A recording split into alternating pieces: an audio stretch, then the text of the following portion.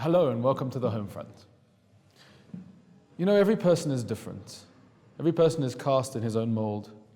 A combination of factors and variables helps to form him into who he is.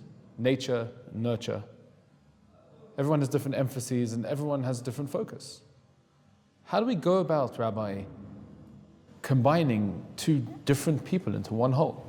You seem to ask very tough questions. It's my job. Okay. As you said, two clones don't get married. Maybe that would be the right thing, the best thing. Let's marry off two exact clones of each other. They think alike, they feel alike, they have similar passions, and that would make a very happy marriage. Wouldn't that be boring? Absolutely. And therefore, there is a great golden principle in Jewish thought that every single individual is completely and utterly unique. By the same token, that our faces are completely and totally unique. The Hebrew word for a face is panim. If you slightly rearrange the letters of that word, it's pnim. Pnim is the internal. The essence of every person is utterly and totally different. There are no two alike individuals. The Talmud says, from the time of creation through till the end of history, there will never be two exactly the same people in terms of their internal inner makeup. Everybody has a different soul, and everybody has a different role in this. You mentioned the word tapestry. In this grand, grand plan of the Creator, it's almost like a massive jigsaw puzzle, putting together all the pieces, and each one has his own little role. So everyone is different. So by definition, we're going to have a situation when husband and wife are going to be vastly different from each other. They're going to be vastly different in terms of their upbringing, even if they lived in the same block, even if they lived in the same building. So they went to the same schools, but they're going to be vastly different because first of all, their genetics are very different. Their very deep spiritual self is very, very different. And the totality of their experiences, because as we've said before, people are a function of their environment, of their exposures. So you're going to have very, very vastly different people getting married. Now, what about the gender factor? He's a he and she's a she, male, female, vastly inherently different. So therefore, by definition, we're going to have people getting married who are vastly different. They may share certain common interests, but that's not crucial to any marriage. It's not crucial to a marriage to share the same interests. I would imagine that to make for a decent marriage, they can't be so opposed on cardinal issues that you're building in confrontations and discord. But let's say they think alike on certain issues, they have certain common life goals, but in the inner makeup and the day-to-day of life, they're going to be vastly different. They're going to have very different attitudes to very different things. But if I like rugby and my wife likes American football, that's not a deal breaker. Well, I think, I can't relate to American football at all, so, but you're right. They can have very, very different tastes in everything, in art, in cuisine, in sport, in intellectual stimulation. They can be very different spiritually. So Can I press you on that, Rabbi? Different spiritually? What do you mean? Good question. Different spiritually. As we said in the my introduction, that every individual has a different type of soul. Soul is is the source of the spirituality. Every different individual comes from a somewhat different place, right? If we want to wax now Kabbalistic, so I'll tell you that the world was created with God created man, the spiritual man, because we are just the human embodiment of the spiritual man. The essence of man is his inner soul. So by definition, my jigsaw puzzle parable, every soul is different. Every individual is different. So by definition, you're going to have a situation, husband and wife are going to be vastly different in many areas. It's going to surface in circumstances, in the circumstances they were brought up, exposures, education, etc., etc. So different people become one unit. Opposites attract. How opposite can people be? You mentioned earlier spiritual differences. I mean, if I can be so bold, what if people have completely different spiritual beliefs? Okay, we're going to enter into a very significant arena, which is one of the basic fundamentals of Jewish thinking and Jewish philosophy, and it's very important we discuss it because this governs marriage also to a large extent. Well, let me go back into some more profound history. Let's go right back to the very, very beginning. On the first day, God created heaven and earth. So says the first verse in Genesis, the first verse of the Bible. The Talmud tells us, the Kabbalistic part of the Talmud tells us, that on that first day, God created the souls of the humans who he was going to introduce into the world once the creation was complete on the sixth day. But he created all those souls because this was, the souls is the essence of this whole creation, are the souls. The souls is that aspect that are godlike, that in a certain sense are almost a part. It's called a chelek eloka mimal. It's a part of God, so to speak. So all these souls were created. Now, every soul has two parts to it. Has a male and has a female side to it. And these souls are stored in a very important, secure place under the divine throne, whatever that means. And God will decide at which point in history he will introduce these souls into the world, into this little embryo, into this little baby that will be born. Now, when the souls are introduced, they are split into two, the male and the female. And the male is sent into what's going to be a male embryo and develop into a male baby. And the female part of the soul, which is very inherently different, is introduced into what's going to be a female embryo and a female baby. And the Zohar, the great Kabbalistic writings, say that God will orchestrate things in such a manner, and he'll ultimately bring these two souls, these two half-souls, together, and it is their challenge that when they get married, they now have to reunify as one and become the one that they once were. Soulmates. Soulmates, exactly. In fact, one of our great sages, the Ramban, Nachmanides, calls that when the souls ultimately, these two half-souls ultimately meet up again, they restore the original love that they once had as being unified once, and now this gets restored. So that's the essential concept of marriages are made in heaven. Okay? Now, going back to our jigsaw puzzle parable, every unified soul has a mission, has a certain role to play in this magnificent tapestry of the grand plan of the Creator spanning the entire time of creation, the entire existence of this world. And built into this relationship of oneness is a certain built-in tension to keep us on our toes. You said earlier that otherwise marriage would be pretty boring if two clones married each other. So there is a built-in inherent tension between the two of them. And this gives the excitement and the challenge in life. I'll first relate to your question, what happens if you have completely disparate people who have different beliefs? Now, when you say beliefs, I take it you mean people who are part of different faiths? Is that what you're asking? For example. Okay. Or extreme different streams within the same faith, but let's say they disagree about basic tenets about what the world's here for. So here we need to get into a delicate subject, is that the Jewish people, who are known as the chosen people, I really rather refer to it as the people who chose, because we chose to take on the burden of being, in a certain sense, the prefects or the light unto the other nations. It was an enormous undertaking.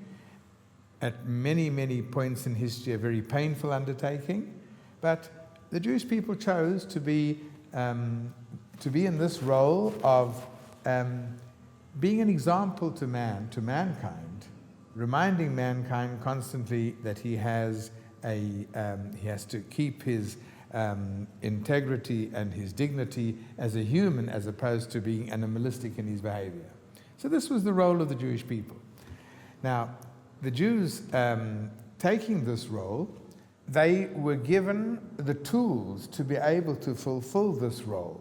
So therefore, when the Jewish people arrived at Mount Sinai, which was the most significant junction of our history, it was when we then assumed this role and we became the people who chose a mission.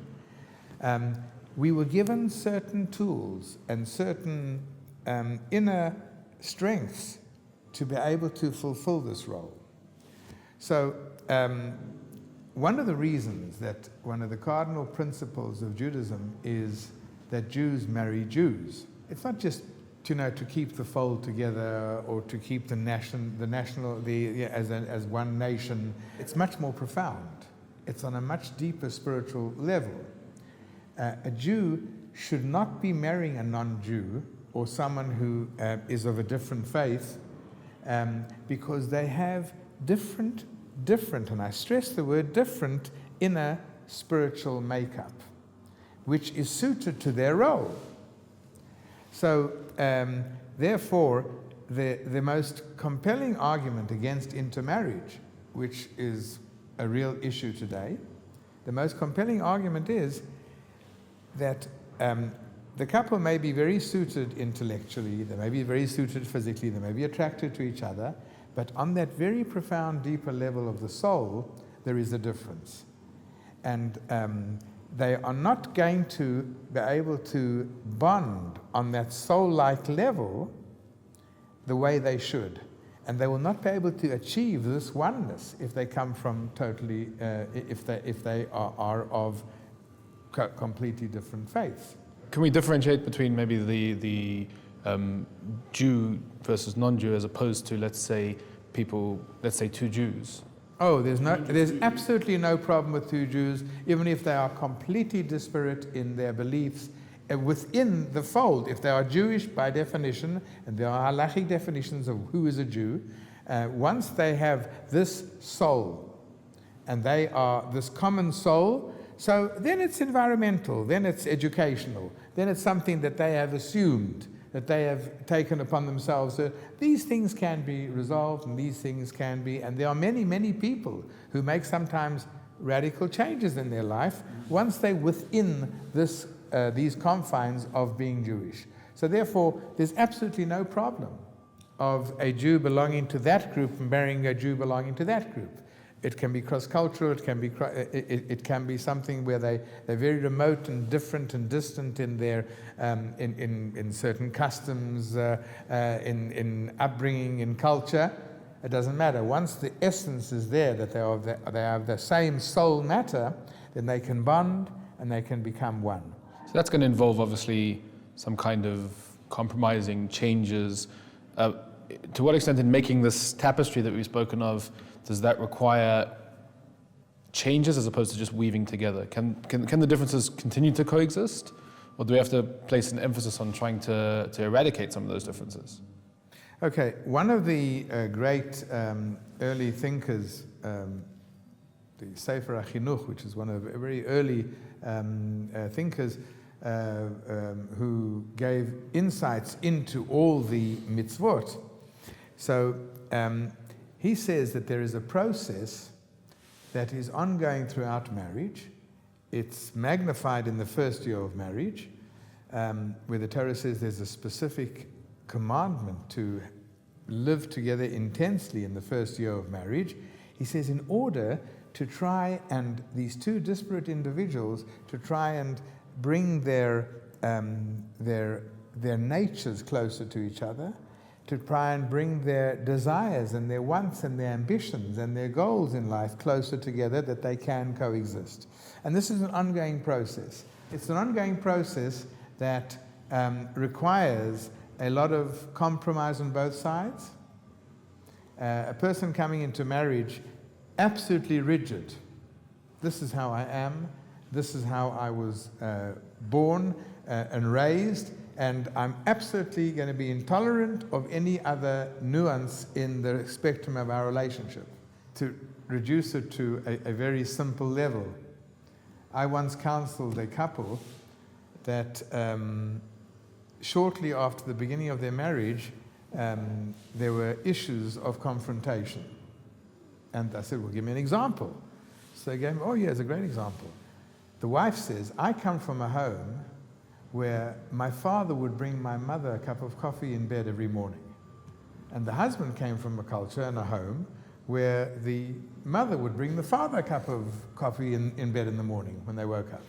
So we got married, we never discussed this issue, and we both sat waiting for the cup of coffee, right? Now that was an issue. I was shocked and he was shocked. You're not serving me a cup of coffee? Now, this is a little nuance which it's interesting, that can produce a lot of tension. But it's a little nuance that the couple are going to have to resolve. There's no hard and fast rules. Both are equally legitimate. I quote in one of the books that we wrote on marriage, a case that happened to me, where a couple came where there was an extreme situation of tension that had developed very early in the marriage.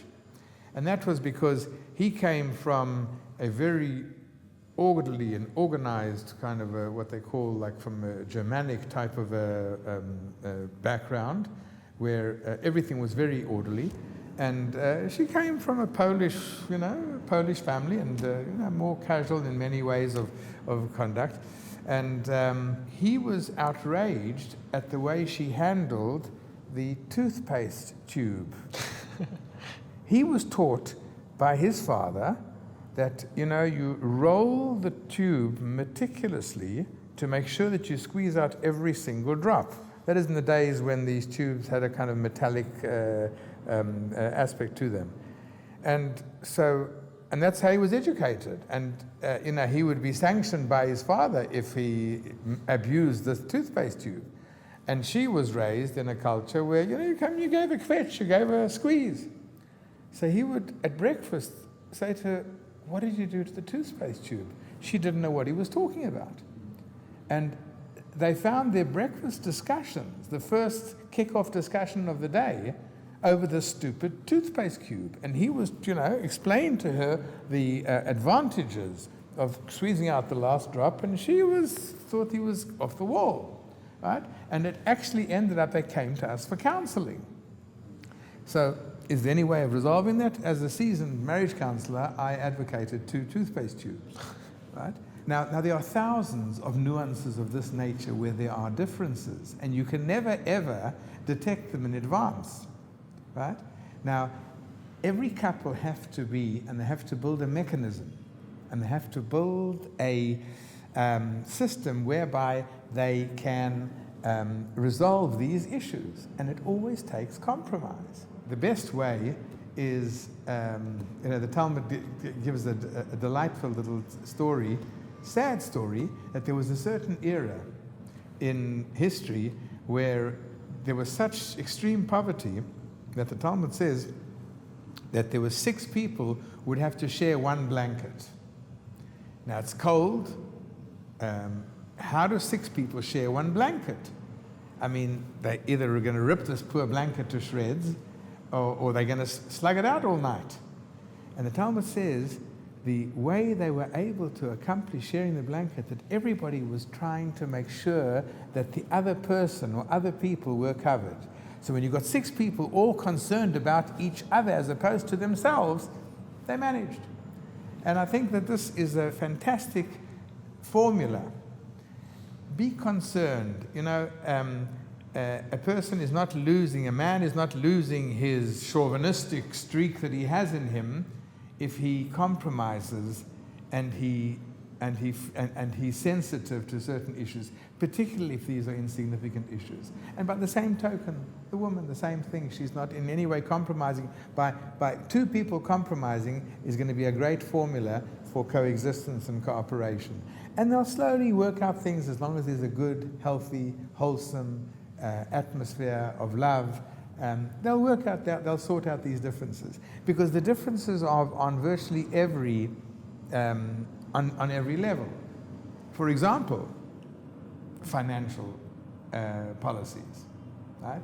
Well, it would seem to be one of the places where we have the most discord in marriages often is in the management of the finances. I mean, it would seem to be something which is managed very differently in different families. Indeed, the husband may manage them in one family, and the wife may manage them in another. They may do it together in another family, and they may have different ideas as to what constitutes a justifiable expense. Now, it's all very well when we talk about toothpaste tubes to suggest that a person compromise, but let's say a person is very set on the idea that, this expenditure is not worth it. When he goes away on holiday, he doesn't want to spend thousands of dollars on a hotel. He'd rather spend the money on bungee jumping or whatever it is, or something of more significance. Health insurance, something like that, something where there's a fundamental disagreement in something which really matters to each person. How does one approach compromise with the bigger things? Yeah. So look, we're living in a day and age where the traditional roles have basically disappeared. It used to be traditionally the man of the house, he is the one who dictates financial policy, and the wife just has to, go along with that. And that's changed. So traditionally in Jewish families, the wife really dictates the policy, just lets the husband think that he's dictating. Okay, that's certainly true. The only way that issues of this nature can be resolved is by real, deep, strong communication. Don't make any assumptions. Sit down and discuss it. And map out the pros and cons. And be ready for the give and take, right? So people who are smart and sensitive, when they see that something, that, let's say the husband's taking a certain stand or the wife's taking a certain stand, so on certain issues you'll give and take on certain issues. But these things must be decided and mapped out in advance. If I understand correctly, that means we can compromise on small things within the bigger problem to come closer to each other. Yeah. So that means, they want to buy different cars, so they could approach each other and still trying to find some kind of compromise position within them. But what when that's not possible? What if it's a yes or no question? Do we take out life insurance? Yeah. Okay. So again, there's a policy of negotiations and discussions until smoke comes out. It just has to happen, because you can't be in a situation when one will take an assertive position and just trample the other person's opinions. There are varying cultures. There are cultures where the man has a certain say, and there are cultures and arenas where the woman has a certain say, right? So if the husband decides to become very proactive in the kitchen, and the wife decides to become very proactive in the financial policy, so depending on where their cultures are from and their backgrounds are from, that may give rise to challenges. So I think what must happen is, in an atmosphere of relaxed feelings, they should discuss these things. Now, never, this is the golden principle, never discuss them when the passions are high. Never have these principal discussions at the time. When they're walking and she spots a dress in the window and it's got a heavy price tag, and she says, "Oh, this is just exactly what I wanted." And then they're outside the shop. They decide to have, well, now let's discuss our financial policy. That's absolutely the wrong time, because they're already passionate. They're in a situation. The time to have these discussions is when everything is comfortable, when there's a loving atmosphere prevailing, and they sit down and say, "Okay, let's talk about these issues now." Right? There's a feeling of closeness, there's a feeling of intimacy, and then map out the pros and the cons of the issues, be they the financial issues, be they there's policy issues. We've discussed once issues of child rearing. You can have very, very, very different policies in child rearing. He comes from a home where he was given an allowance. And he had a whole, from a young age, he had an allowance, and he was educated into financial responsibility from a young age. And she comes from a home where there were no allowances. Whenever you want, you come and you take, and a much more free policy. Now, this is something that can be, that can really be devastating, because the poor child will be totally confused. Is there an allowance, or do I go to Ma when I want to slip me something on the side? That's dishonest, and that's not right.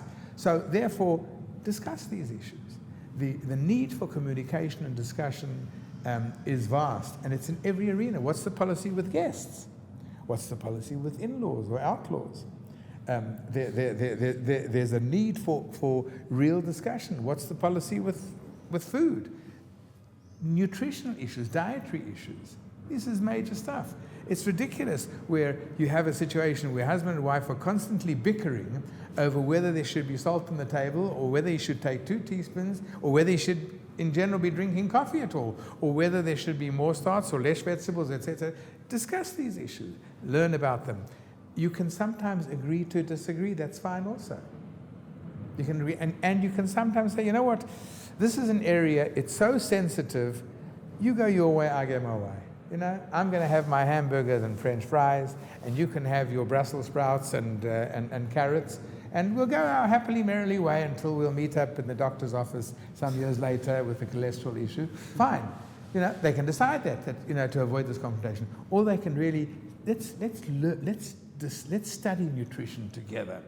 Let's buy some books, let's go to an expert where this becomes an issue. This is a very serious issue in marriage. Many, many marriages, the dinner times are very often sort of marred, where dinner should be a celebration. Every time husband and wife and children sit down at a table, it should be a celebration. It shouldn't be bickering over, whether there should be ketchup, or whether we should read labels or we shouldn't read labels. So here we're mapping out so many arenas, right? If it's financial policy, pocket money for the children, who's going to call the shots in balancing the budget, nutrition, health.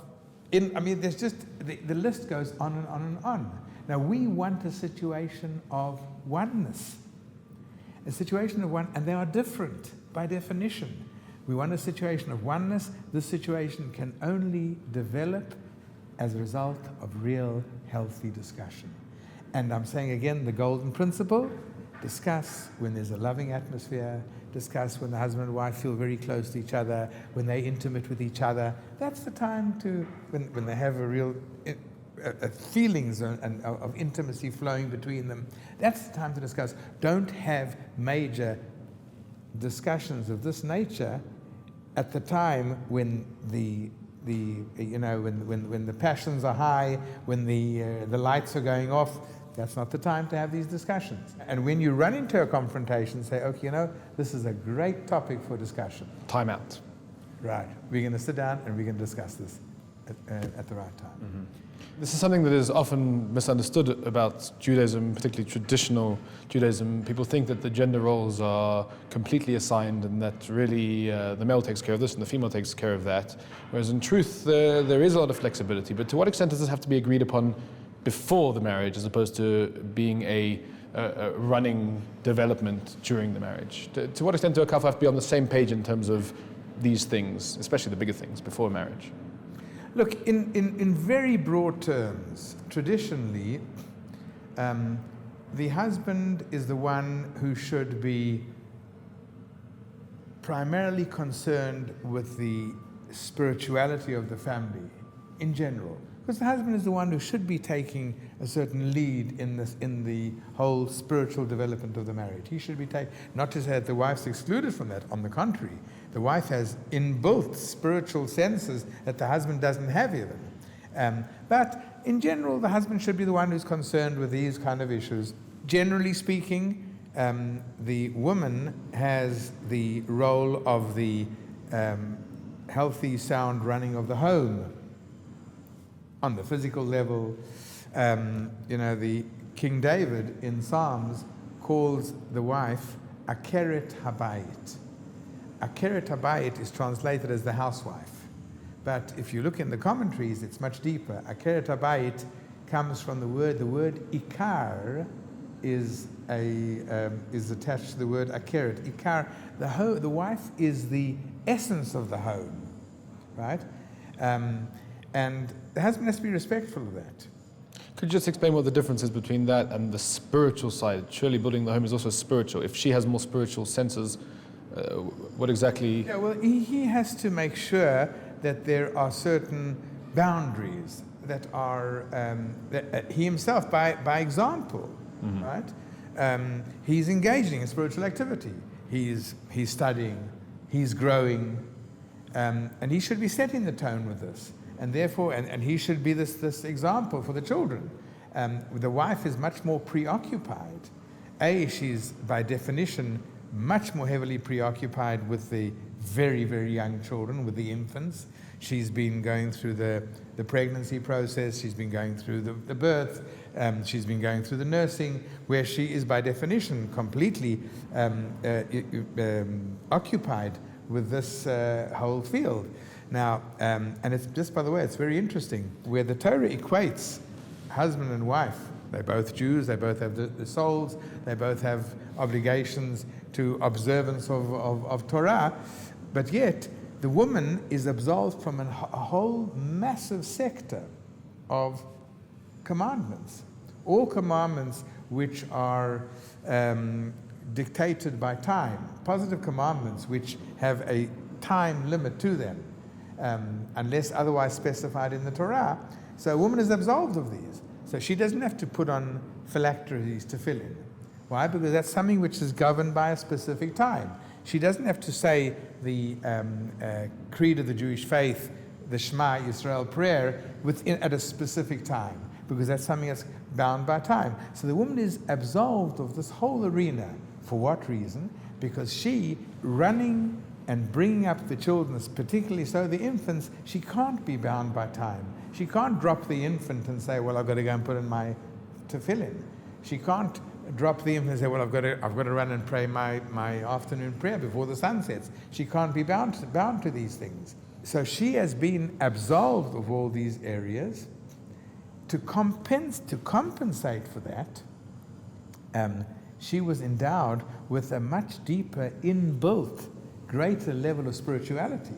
She is by definition inherently a much more spiritual being than the man is. That means that even if she doesn't, God forbid, have children, that means that she doesn't need these things anyway. If she already had...